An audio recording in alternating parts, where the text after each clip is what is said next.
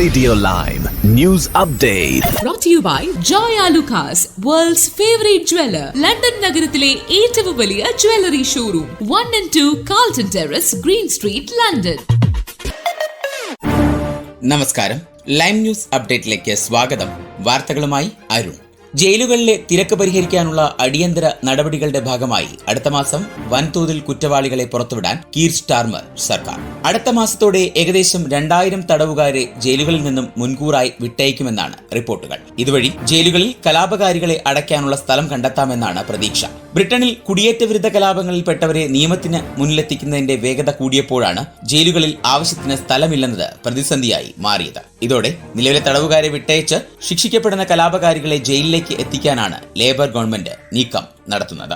September 10 പുറത്തുവിടാനുള്ള തടവുകാരുടെ പട്ടിക തയ്യാറാക്കിയിട്ടുണ്ട്. 5 വർഷത്തിലേറെ ശിക്ഷ അനുഭവിച്ച 1700 തടവുകാരെയാണ് രണ്ടാം ഘട്ടമായി ഒക്ടോബർ 22 പുറത്തുവിടുന്നതെന്നും റിപ്പോർട്ടുകൾ സൂചിപ്പിക്കുന്നു. ശിക്ഷാ കാലാവധിയുടെ 40% അനുഭവിച്ചവരെ പുറത്തുവിടാനുള്ള നിയമമാറ്റമാണ് ഇതിന് വഴിയൊരുക്കുന്നത്. ജയിലുകളിലെ തിരക്ക് പരിഹരിക്കാനുള്ള അടിയന്തര നടപടികളാണ് ജസ്റ്റിസ് മന്ത്രാലയം സ്വീകരിച്ചു വരുന്നത്. നോർത്ത് ഇംഗ്ലണ്ടിൽ കലാപകാരികളുടെ എണ്ണമേറിയത് ജയിലുകളിൽ വലിയ സമ്മർദ്ദമാണ് സൃഷ്ടിക്കുന്നത്. നേരത്തെ മെയ് മാസത്തിലും ജയിൽ സെല്ലുകളിൽ നിന്നും തടവുകാരെ മുൻകൂറായി വിട്ടയക്കാനുള്ള സ്കീം നടപ്പാക്കിയിരുന്നു. അതേസമയം വിട്ടയക്കുന്ന കുറ്റവാളികളെ കർശനമായി നിരീക്ഷിക്കുമെന്ന് മന്ത്രാലയം പറയുന്നു. എന്നാൽ പൊതുജനത്തെ സംബന്ധിച്ച് ഇത് വലിയ ആശങ്ക സമ്മാനിക്കുന്നതാണ്. ട്രെയിൻ ഡ്രൈവർമാർക്ക് വമ്പൻ ശമ്പള വർധന ലഭ്യമാക്കിയതിന് പിന്നാലെ ട്രെയിൻ ഗാർഡുമാർക്കും പണപ്പെരുപ്പം മറികടന്ന് വർധന ലഭ്യമാക്കണമെന്ന് ആവശ്യപ്പെട്ട് റെയിൽ യൂണിയനുകൾ. ലേബർ ഗവൺമെന്റുമായി ചർച്ച ആരംഭിക്കുന്ന rail maritime and transport union ഈ വർഷത്തേക്ക് 4%, കഴിഞ്ഞ വർഷത്തെ മുൻ പ്രാബല്യത്തിൽ 5% വർധനവാണ് ആവശ്യപ്പെടുക. ട്രെയിൻ ഡ്രൈവർമാർക്ക് യാതൊരു നിബന്ധനയും കൂടാതെ 14.25% വർധന ലഭ്യമായ സാഹചര്യത്തിലാണ് RMT യൂണിയൻ ഈ ആവശ്യവുമായി രംഗത്തിറങ്ങുന്നത്. വ്യാഴാഴ്ച രാജ്യത്തിന്റെ ഉടമസ്ഥതയിലുള്ള നെറ്റ്വർക്ക് റെയിലുമായും RMT ചർച്ചകൾ നടത്തും.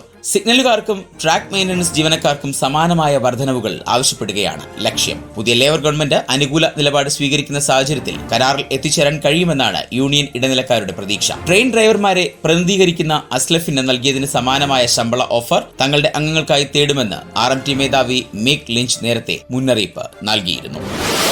ആഫ്രിക്കയിലും യൂറോപ്പിലും സ്ഥിരീകരിച്ച മങ്കി പോക്സ് അതിവേഗം പടരുന്ന സാഹചര്യത്തിൽ രാജ്യത്ത് ജാഗ്രതാ നിർദ്ദേശം. എംപോക്സിനെ ആഗോള പൊതുജനാരോഗ്യ അടിയന്തരാവസ്ഥയായി പ്രഖ്യാപിച്ചതിന് പിന്നാലെ മുൻകരുതൽ നടപടികൾ സ്വീകരിച്ചെന്ന് കേന്ദ്ര ആരോഗ്യ മന്ത്രാലയ വൃത്തങ്ങൾ അറിയിച്ചു. അടിയന്തര വാർഡുകൾ സജ്ജമാക്കുക, വിമാനത്താവളങ്ങളിൽ മുന്നറിയിപ്പ് നൽകുക തുടങ്ങിയ മുൻകരുതൽ ആരോഗ്യ മന്ത്രാലയം സ്വീകരിച്ചിട്ടുണ്ട്. ശരീരത്തിൽ തിണർപ്പുകളുള്ള രോഗികളെ തിരിച്ചറിയണമെന്നും അവർക്ക് ഐസൊലേഷൻ വാർഡുകൾ സജ്ജമാക്കണമെന്നും ആശുപത്രികൾക്ക് ആരോഗ്യ മന്ത്രാലയം നിർദ്ദേശം നൽകിയിട്ടുണ്ട്.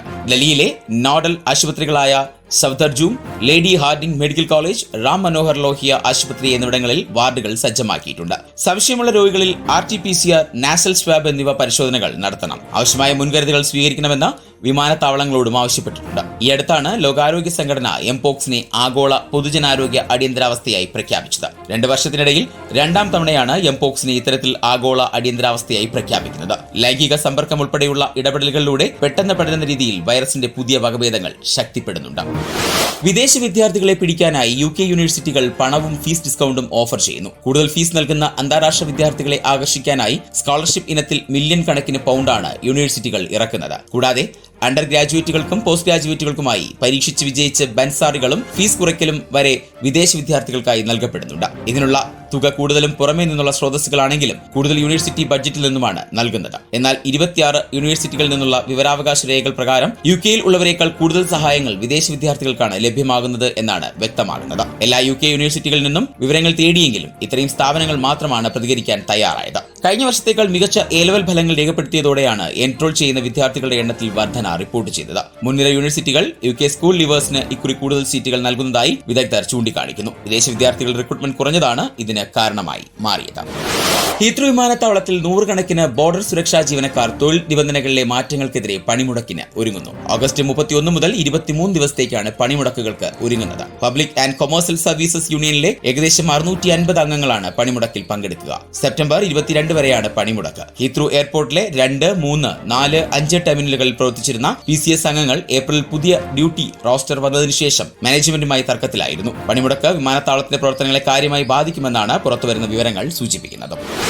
ഇനി നാട്ടിലെ വാർത്തകൾ. SC/ST ലിസ്റ്റിനെ ജാതി അടിസ്ഥാനത്തിൽ വിഭജിക്കാനും ഈ വിഭാഗങ്ങളിൽ ക്രീമി ലെയർ നടപ്പാക്കാനുമുള്ള സുപ്രീം കോടതി വിധിക്കെതിരെ നാളെ സംസ്ഥാന ഹർത്താൽ നടത്താൻ വിവിധ പട്ടികജാതി സംഘടനകൾ ആഹ്വാനം ചെയ്തു. പ്രകൃതി ദുരന്തത്തിന്റെ പശ്ചാത്തലത്തിൽ വയനാട് ജില്ലയെ ഹർത്താലിൽ നിന്നും ഒഴിവാക്കിയിട്ടുണ്ട്.